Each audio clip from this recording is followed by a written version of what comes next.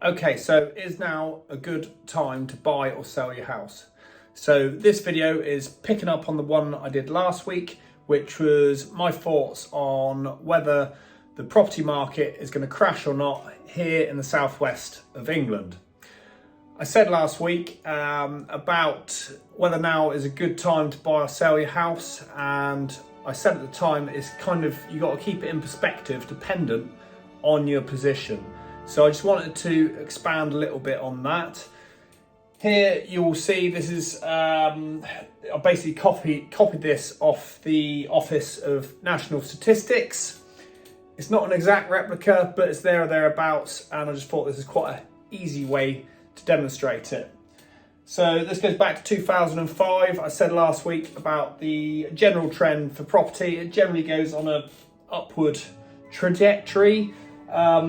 Every now and then you'll get a crash or correction, which is what we see here. So if you'd gone previous, this is 2005. If you've gone back, then it keeps going down. If you bought in like 1998, 1999, it's kind of like right down here. You'd be laughing now. So obviously what no one wants to do is buy here at the peak in 2007. What everyone wants to do is buy at the low point here in 2009. However, at that low point in 2009, you wouldn't have known that it was going up. It might well have been going down.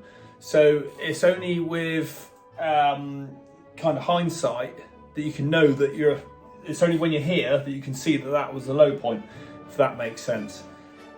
Best thing I ever did was buy my first house. That was in 2012. At the time I was kicking myself not to have bought in 2009 or even back in 2000. I was like, why didn't I buy something years ago? I ploughed all my money into Otterhead House in 2017. Statistically on this, there's been about a 20% gain since then. In reality, I ploughed every penny I had in. I have worked my little arse off and just kept on ploughing everything in. I've increased my net worth since 2017 by 5 times. So that's kind of why I share this stuff, because if you do it well, then there's serious money to be made. So obviously you can see we've got this upward trend. What a lot of people are worried about, obviously here, is that we're at a peak like we were there. I cannot tell you if it's about to nosedive or not.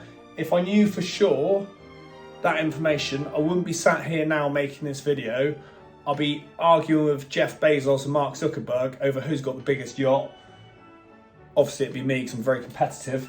But yeah, so you know, this would be the concern, that you're kind of buying in here and it's going to nosedive like this sort of situation. However, the point I wanted to raise, I know a number of people who in 2019 here were saying to me they're not going to buy a house yet because the markets are going to crash. Now this is what I was saying last week about we had Brexit. So, oh, everything's going to go to hell in a handcart. Then we had coronavirus. Oh my God, we're due a correction, we're due a crash. It's all going to come down. These people have been sat there since 2019. And since 2019, it has absolutely skyrocketed. So they are now kicking themselves big time.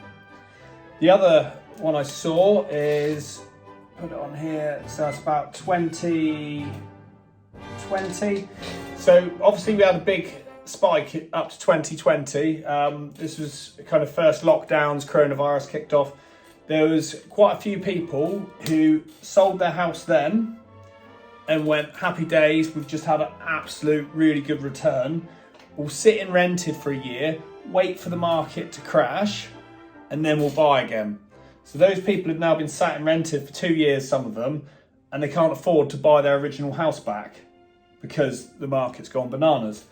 So obviously nobody really can predict this stuff. This is a tricky thing. This is why I always say it's really important that you buy well, because if you do buy in a high point, if you buy really well, then it insulates you. So I said about perspective. Now I'll give my personal situation. The house I'm in at the moment is due to complete the sale in a few weeks' time. I'm not looking for another residential home at the moment. I've got different plans going on, different stuff. If I was, would I put the money from this into something else? Yeah, I would, because it's all relative. And that's what people lose sight of. That was my point behind this video. So a friend of mine has got his house up for sale, and he bought it, I think it's about 2019. So since then it's gone up loads in value. He's actually gained, it's about 40% on it. So it's a big chunk of cash. And I said to him, just, wow, this is brilliant. Sell it now, take the money and run. He said, well, it's all relative, because for me to buy a similar house, they're the same money. So where it works well, if you're in these peak market conditions, it works well if you're selling up and you're taking all the cash out and you want to escape to Kathmandu or whatever, then happy days. You take all the money out, you're laughing. If you're downsizing, so you're selling a big house for lots of money, and then you're buying something smaller, then it's worth selling at the high point. That's where you really take the advantage. If you're going up the property ladder, then it's actually a disadvantage doing it at the peak. You want to do that at the low point, which is all well and dandy if we know. So that's the basics of it. If you're selling a house for a similar sort of price range, it's actually quite relative, because this is what a lot of people do. They rush to, oh wow, my house has gone up in value 50 grand. Yeah, but that's relative. If you're buying something similar, or if you're buying, something more expensive, then everything else has gone up by the same percentage. So you're not actually better off. This is what always gets me around this area. So many people got really excited. Oh, my house is worth 100 grand more, 20 grand more, 50 grand more, whatever. It's actually really relative if you're just buying another house. Like all you're doing is costing yourself a huge amount of money in lawyer fees, stamp duty, moving fees, load of time and hassle. For me personally, I'm always looking for commercial stuff. So at the moment I'm looking for holiday lets I'm interested in. Renovations I've moved away from a little bit. So holiday lets, I'm still actively looking. Yes, there is a chance the market could take a dip.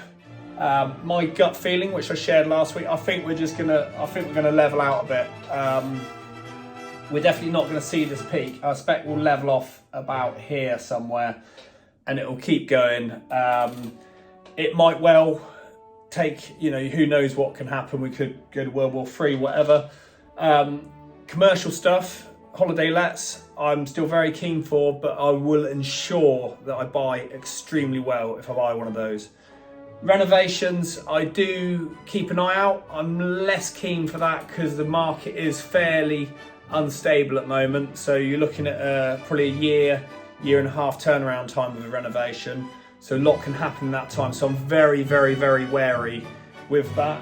Like I said, if I was selling my house for another house similar, I wouldn't be wary at all. I'll be quite like, yeah, get on the market, get sold, find something else. If I was a first time buyer now, I'd be fairly wary and cautious. This is, it's a bit of a sticky area where we are. But then, like I said, those people back in 2019 are kicking themselves if they ain't gone on and done it. If I was a first time buyer, I'd be actively looking, but I'd be making absolute certain that I bought extremely well. There's lots of ways and means of doing this. This is the sort of stuff I share in the courses that I'm doing. So if you're interested in any of this stuff, please do head over to the website, sign up to the newsletter. If you don't want to give me money for a course, that's absolutely fine, because I chuck out loads of free content. Anyway, sorry that was a long-winded video. Hope you all enjoyed. See you next week. Bye.